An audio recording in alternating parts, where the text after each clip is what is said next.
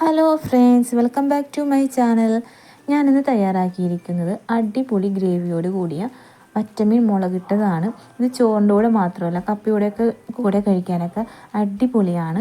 അപ്പോൾ നമുക്കിത് എങ്ങനെ തയ്യാറാക്കണമെന്ന് നോക്കാം. അപ്പോൾ ആദ്യം തന്നെ ഒരു 12 ചെറിയ ഉള്ളി, ഒരു മീഡിയം വലുപ്പത്തിലുള്ള തക്കാളിയും 1.5 ടേബിൾ സ്പൂണോളം വെളിച്ചെണ്ണയിൽ വഴറ്റിയെടുത്തിട്ടുണ്ടെങ്കിൽ നമുക്കിത് മിക്സിയിലോട്ടേക്ക് അടിച്ചെടുക്കാം.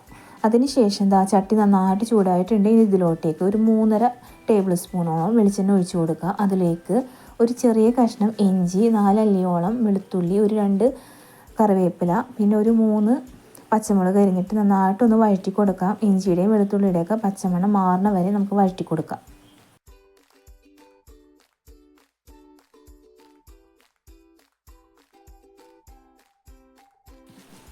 അപ്പോൾ വെളുത്തുള്ളിയുടെ ഇഞ്ചിയുടെയൊക്കെ പച്ചമണം മാറിയിട്ടുണ്ടെങ്കിൽ ഇതിലോട്ടേക്ക് നേരത്തെ വഴറ്റി വെച്ച തക്കാളിയും ഉള്ളിയും അരച്ചത് നമുക്ക് ഇതിലോട്ടേക്ക് ഇട്ട് കൊടുക്കാം. അപ്പോൾ തക്കാളി എന്ന് പറയുമ്പോൾ നന്നായിട്ട് പഴുത്ത് എടുക്കാനായിട്ട് ശ്രദ്ധിച്ചോളൂ. എൻ്റെ തക്കാളി എന്ന് പറയുമ്പോൾ അധികം പഴുത്തിട്ടുണ്ടായില്ല, അതാണ് ഈ കളർ ഇങ്ങനെ അധികം ചുവപ്പില്ലാണ്ട് എടുക്കുന്നത്. എന്നിട്ട് നന്നായിട്ടൊന്നത് ഇളക്കി കൊടുക്കാം. ഇളക്കി കൊടുത്തതിന് ശേഷം അതിലേക്ക് ഒരു 3 ടേബിൾ സ്പൂണോളം മല്ലിപ്പൊടി, 2 ടേബിൾ സ്പൂണോളം മുളക് പൊടി ഇട്ടിട്ട് ഒന്നും കൂടി നന്നായിട്ട് ഇളക്കി കൊടുക്കാം. മല്ലിപ്പൊടിയുടെയൊക്കെ പച്ചമണം മാറുന്ന വരെ ഒന്ന് നന്നായിട്ട് ഇളക്കി കൊടുക്കാം. അതിനുശേഷം അതിലേക്ക് 1/2 ടീസ്പൂൺ മഞ്ഞൾപ്പൊടിയും 1 ടീസ്പൂൺ ഉലുവ വറുത്ത് പൊടിച്ചതും കൂടി ഇട്ട് കൊടുത്തിട്ട് നന്നായിട്ട് ഒന്നും കൂടി ഇളക്കി കൊടുക്കാം.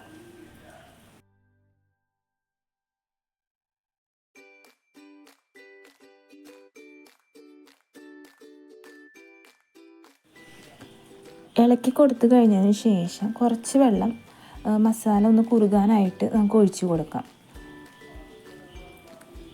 വെള്ളം ഒഴിച്ച് കഴിഞ്ഞതിന് ശേഷം നന്നായിട്ടൊന്ന് ഇളക്കി കൊടുക്കണം കേട്ടോ. അപ്പോൾ മസാലയൊക്കെ കുറുകി കളറൊക്കെ നന്നായിട്ട് തെളിഞ്ഞ് വന്നിട്ടുണ്ട്. ഇനി നമുക്ക് ഇതിലേക്ക് ഒരു 1.5 കപ്പോളം കൂടി വെള്ളം ഒഴിച്ച് കൊടുക്കാം.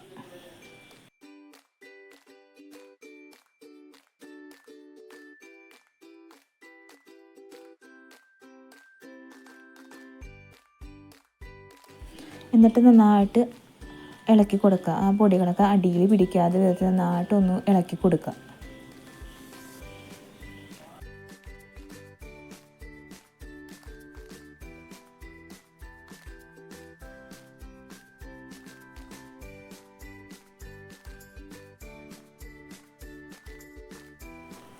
വെള്ളമൊഴിച്ച് കഴിഞ്ഞതിന് ശേഷം കൂടിയ തീയിൽ നമുക്കിത് ഇളക്കി കൊടുക്കാം. അതിനുശേഷം ചെറിയൊരു തിള വരുമ്പോൾ നമുക്കിതിലോട്ടേക്ക് ആവശ്യത്തിന് ഉപ്പിട്ട് കൊടുക്കാം. അപ്പോൾ ചെറിയ തിള വന്നിട്ടുണ്ടെങ്കിൽ നമുക്കിതിലോട്ടേക്ക് ആവശ്യത്തിന് ഉപ്പിട്ട് കൊടുക്കാം. ഉപ്പിട്ട് കഴിഞ്ഞതിന് ശേഷം നമുക്കൊന്നും കൂടി ജസ്റ്റ് ഒന്ന് ഇളക്കി കൊടുക്കാം കേട്ടോ. എന്നിട്ട് നന്നായിട്ടൊന്ന് തിളയ്ക്കുമ്പോൾ നമുക്കിതിലോട്ടേക്ക് മീൻ കഷ്ണങ്ങൾ ഓരോന്നായിട്ട് ഇട്ട് കൊടുക്കാം.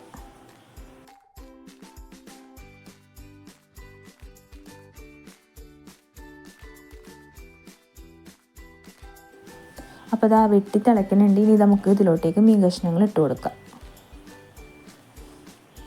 മീൻ കഷ്ണങ്ങൾ ഇട്ട് കഴിഞ്ഞിട്ട് ഒന്ന് ഇളക്കി കൊടുക്കുക. എന്നിട്ടൊന്ന് വെട്ടി തിളപ്പിക്കുമ്പോൾ നമുക്ക് ഇതിലേക്ക് ഒരു 4 കുടംപുളി ഇട്ട് കൊടുക്കാം. അപ്പോൾ വെട്ടി തിളയ്ക്കുന്നുണ്ട്. ഇനി നമുക്ക് ഇതിലോട്ടേക്ക് കുടംപുളി ഇട്ട് കൊടുക്കാം. കുടംപുളി ഇട്ട് കഴിഞ്ഞതിന് ശേഷം ഒരു സിമ്മിലാക്കിയിട്ട് ഒരു 10 മിനിറ്റോളം കൂടി നമുക്കിത് തിളപ്പിക്കാം.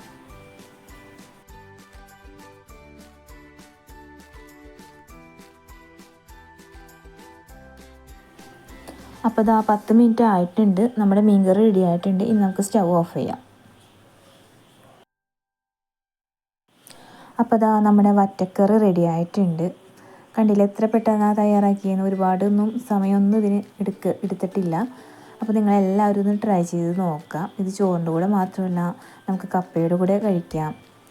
അപ്പോൾ നിങ്ങളെല്ലാവരും ട്രൈ ചെയ്ത് നോക്കുക, എന്നിട്ട് ഫീഡ്ബാക്കൊക്കെ അറിയിക്കുക. അപ്പോൾ നിങ്ങൾക്ക് എല്ലാവർക്കും ഇത് തീർച്ചയായിട്ടും ഇഷ്ടപ്പെടും. അപ്പോൾ എൻ്റെ മറ്റൊരു നല്ല റെസിപ്പിയായിട്ട് വീണ്ടും കാണാം. അതുവരേക്കും ബായ്.